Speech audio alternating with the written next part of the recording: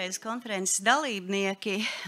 Es jau savā uzrunā sākotnēji minēju, ka dziesmu un deju svētku tradīcija gan savā tā skaitliskā mēroga ziņā, tajā ziņā, cik daudz cilvēku ir iesaistīti tradīcijas uzturēšanā, gan tajā īpašajā, tādā simboliskajā un performatīvajā krāšņumā ir tāda, ka dažkārt mums pētniekiem šķiet, ka ar pētniecību, mēģinot kaut ko sistematizēti sakārtot šajā dabiskajā kultūras procesā, ka mēs varbūt kaut ko raupju nodarām, jo šķiet, ka ir ļoti, ļoti grūti runāt par kaut ko tik dzīvu, tik daudzveidīgu, tik nenotveramu, un pētniecība tas nozīmē tādu racionalizācijas procesu, ielikt jēdzienos, ielikt likumsakarībās,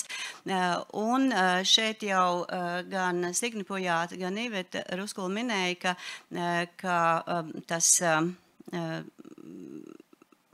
ka arvien vairāk mēs runājam un lietojam, domājot par dziesmu un deju svētku tradīciju, mēs lietojam jēdzienu kopiena. Un laikam šis kopienas jēdziens ir trāpīgs dziesmu un deju svētku tradīcijas raksturošanai, tieši tāpēc, ka nemateriālā kultūras mantojuma pētniecībā tradīcijas kopiena tiek skatīta kā visi cilvēki, dažādas cilvēku grupas, kas ir tradīcijas uzturēšanā iesaistīti, ne tikai paši tradīcijas praktizētāji.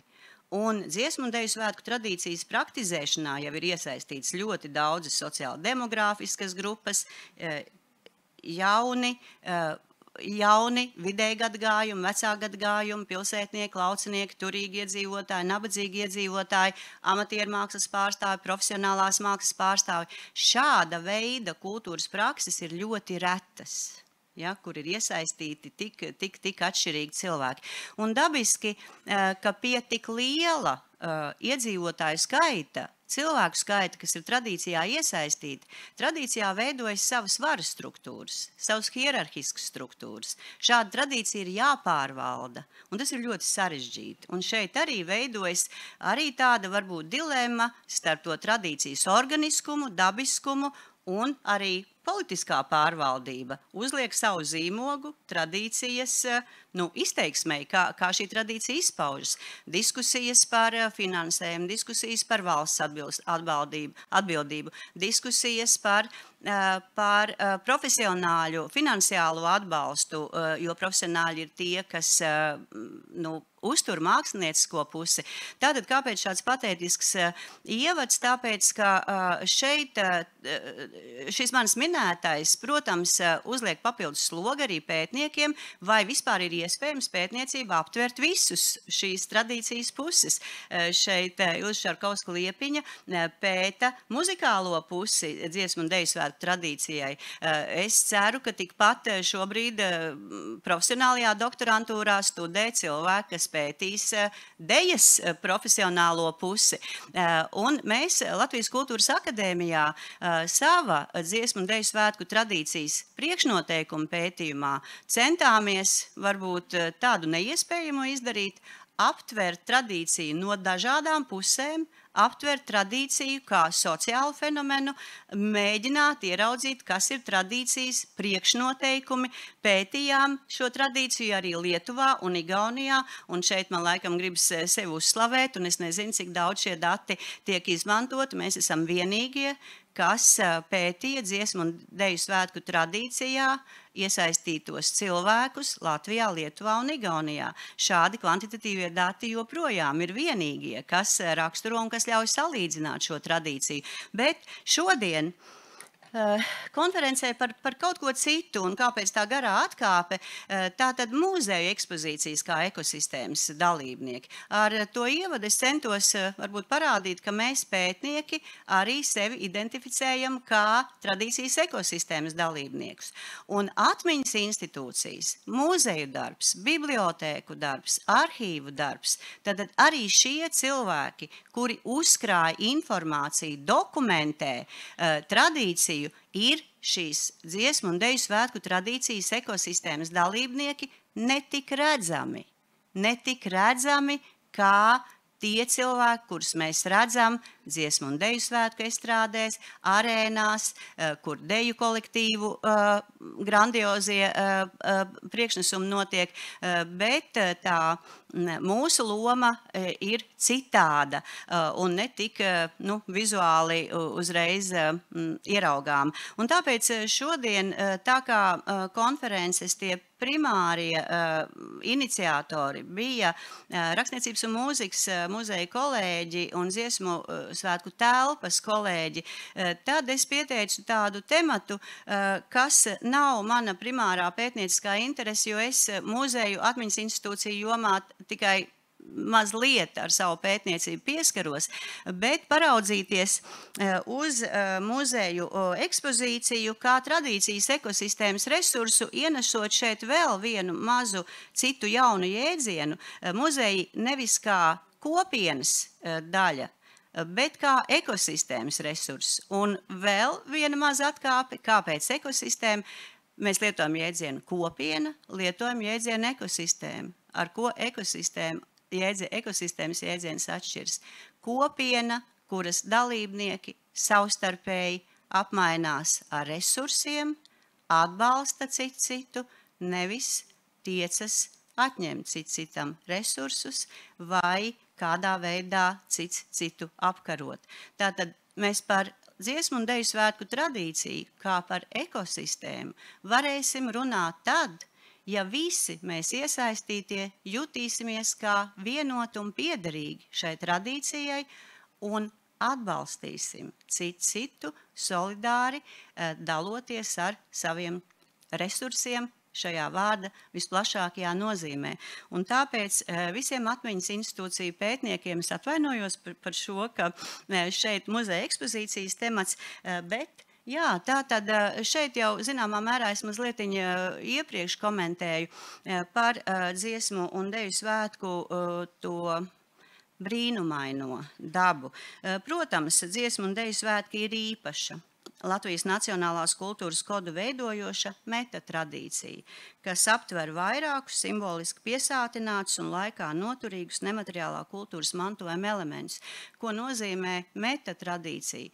Tādā ziņā, ka šī tradīcija satver tradīciju kopumus. Ja, tātad mēs varam runāt deju nozarē par īpašām tradīcijām, mūzikas nozarē par īpašām tradīcijām, kuras piekopj tie cilvēki, kas ikdienā iet uz treniņiem un uz nodarbībām, kādas ir viņu tradīcijas pēc treniņa un pirms treniņa. Ja? Tātad kā viņi, tas arī ir tradīcijas daļa.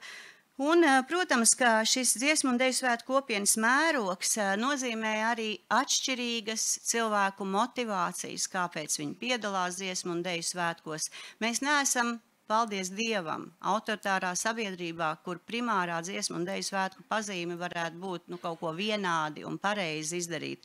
Un man šķiet, ka dziesmu un deju svētkiem dzīvīgumu un saules mūžu, tie 150 gadi, tātad piešķir tieši to nepareizība, tajā iesaistīto cilvēku daudzbalsība, ne muzikālā ziņā, bet pieredžu un redzējumu ziņā. Ir labi, ka mēs dažādi domājam par dziesmu un deju svētkiem. Tas, ko es minēju par ekosistēmu, tas nenozīmē, ka mums visiem jābūt vienādiem ar vienādu skatījumu. Bet mums jājūtas droši vien visiem piederīgiem šai ekosistēmai. Un šī nepareizība, jeb dažādība, lai nav tā, kas kaut kādā veidā mums mazina prieku būt šajā kopienā un būt šai tradīcijas daļai. Bet par muzeja ekspozīcijām. Domājot par šo tematu, man radās iekšēji sajūta, ka vai mēs varam dziesmu un deju svētku tradīciju kā nemateriālā kultūras mantojuma elementu, un nemateriālais kultūras mantojums ir dzīvais mantojums. Dzīvais mantojums.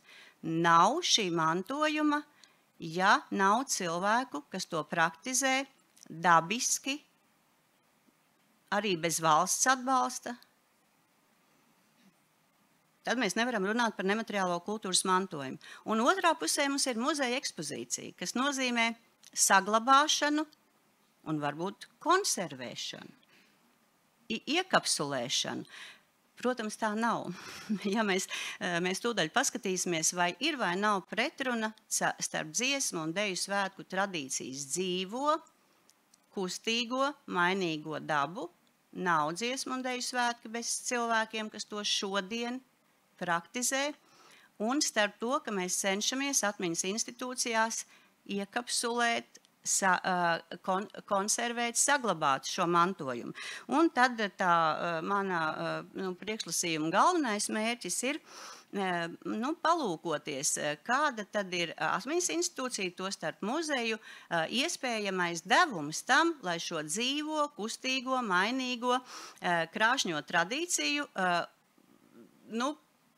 precīzi dokumentētu un neapturētu tās dzīvīgumu dabu.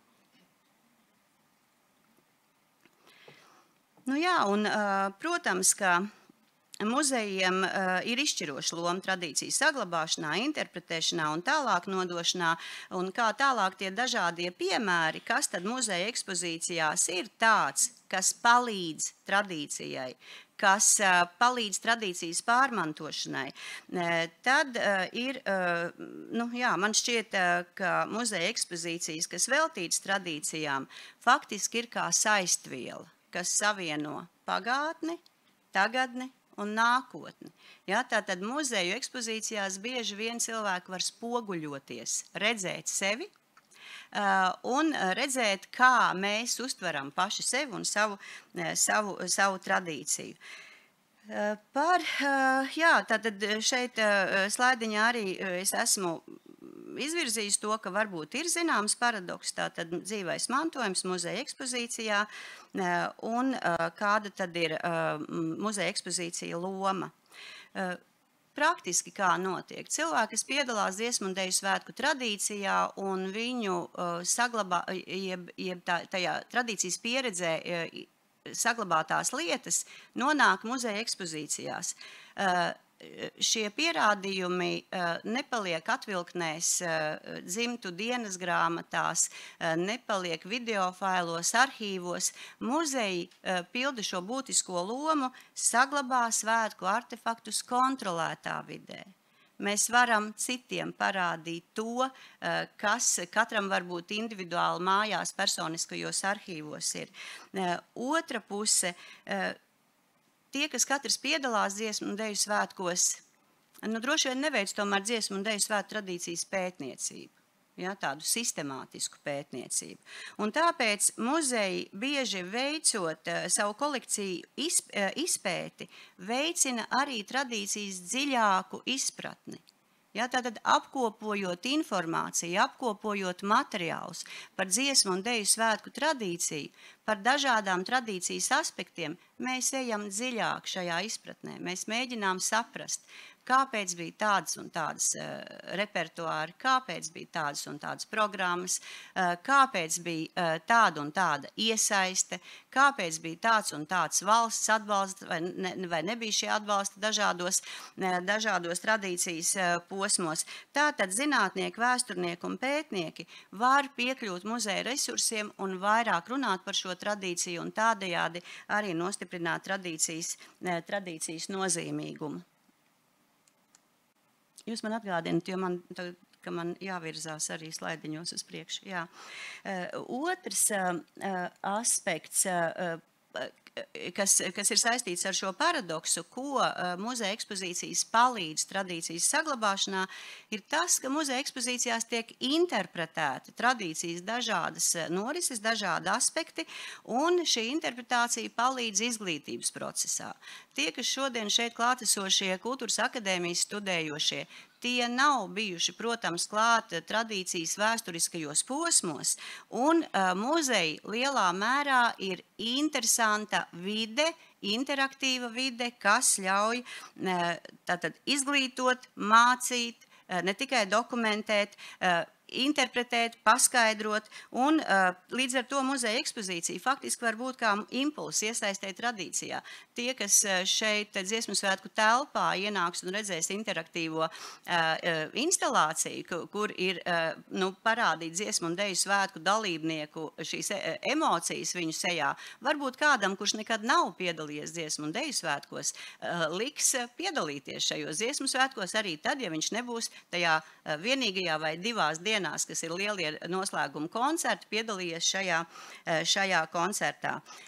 Tad par vēl viens aspekts par ekspozīciju lomu. Protams, ka muzejos bieži tiek rīkots dažādu kultūru izstādes, veicinot starpkultūru dialogu un izpratni. Tātad atkal, ja dziesmu un deju svētku tradīcija ir vienu reizi vairākos gados un reģionālās tradīcijas izpausmes, tad muzeju ekspozīcijas ir permanentas. Muzeju ekspozīcijas ir klātesošas mūsu ikdienas praksēs. Un arī šī starpkultūra dialoga iespēja ir, tiek uzturēta lielā mērā arī pateicoties muzeja ekspozīcijām. Par to, kā muzeja ekspozīcijas var būt iedvesma radošumam, iedvesma tradīcijas uzturēšanai, iedvesma tradīcijas interpretācijai un citādām izpausmēm. Protams, ka šeit tas, kas notiek dzīvajā dziesmu un deju svētku tradīcijas norisē, ir viena lieta, bet otra lieta ir tas, ko mēs varam redzēt muzeja ekspozīcijās, kas var iedvesmot cilvēkus, kas nav tiešā veidā saistīti ar tradīcijas praktizēšanu. Un vēl viens aspekts, jau virzoties uz tādu noslēdzošo, mana ziņojuma notika, muzeji atspoguļojot un dokumentējot tradīciju, var arī apstrīdēt un pārvērtēt gan sen pastāvošus uzskatus par tradīcijām, gan piedāvāt alternatīvas perspektīvas, rosinot kritisku domāšanu un diskusiju, kas laika gaitā var novest pie tradīciju pārvērtēšanas un pielāgošanas. Protams, ka šāda tradīcijas pārvērtēšana notiek arī dzīvajā, reālajā kultūra telpā, bet muzeja ekspozīcijām ir īpašs spēks, īpašas stratēģijas, kā to var darīt, gan veidojot konferences, gan īpašā veidā strādājot pie ekspozīcijām. Šeit arī par to dialogu, kādu muzeju var veidot par tradīciju ar sabiedrību. Cita starpā šodienas notikums. Un tātad noslēgumā muzeju ekspozīcijas, protams, ir ļoti, ļoti būtisks impulss, kā reflektēt par dzīvo praksi un vienlaikus saprast tradīcijas nozīmi savā dzīvē, jo tradīcija prasa kopšanu. Un šajā kopšanā ļoti būtiski ir refleksija, domāšana, runāšana, diskusijas, interpretācija un tās tradīcijas vērtības pieaugumu lielā mērā nodrošina gan spēja veikt zinām advokatūru, tātad aizstāvēšana tradīcijas, gan mantojumam kopumā, gan vienlaikus iedvesmot arī ieviest jauninājumus un būt drošiem arī mainīties. Un es novēlu visiem, kas ir mantojuma institūcija kolēģi šeit klāt, atmiņas institūcija kolēģi, būsim drosmīgi tradīcijas interpretācijā, turēsimies pie artefaktiem, bet ļausim tradīcijai būt dzīvai un ar savu mantojuma institūcijas varbūt to virsuzdevumu saglabāt, ļausim tradīcijai dzīvot. Paldies, lai brīnišķīga konference.